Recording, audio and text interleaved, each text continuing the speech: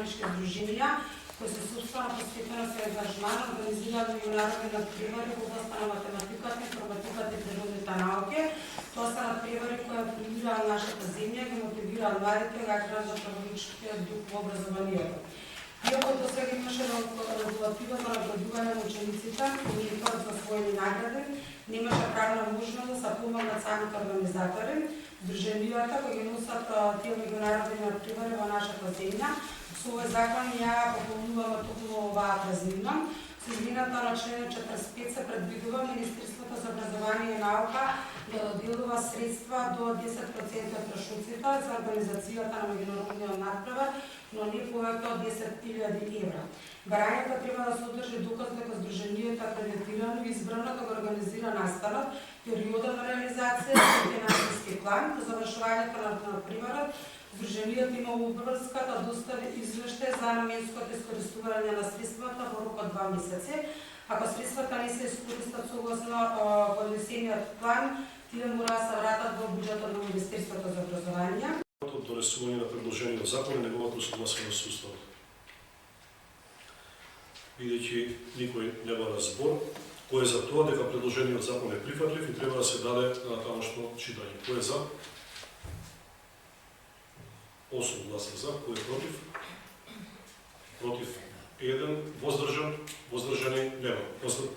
Извинувам, 1 воздржан. Констатирам дека предложениот закон е прифатлив и треба да се даде на тамошно читање.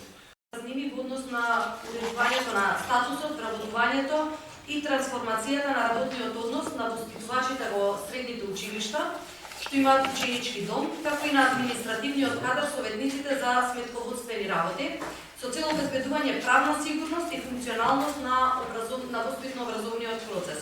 Со овој предлог закон се уредуваат прашањата кои не се опфатени со постојниот закон за средното образование, а се однесуваат на статусот и постапките за вработување на воспитувачите во средните училишта со ученички дом, како и на административниот кадар советниците за сметководствени работи. Со предложените измени се овозможува регулирање на неопходните услови за работа, полагање на стручните испити, стекнување уверенија и трансформација на работниот однос од определено во неопределено работно време. Промените се насочени кон надминување на постоечките правни празнини и обезбедување правна сигурност и институционална функционалност без дополнителни финансиски и фискални импликации врз буџетот на Република Македонија и не повлекува материјални обврски за одделни субјекти. Ви благодарам. Да се даде на тамошно читање. Кој бара збор во однос на потребата од донесување на предложениот закон и неговата усогласеност со Уставот? Бидејќи никој не бара збор, кој е за тоа дека предложениот закон е прифатлив и треба да се даде на тамошно читање. Кој е за?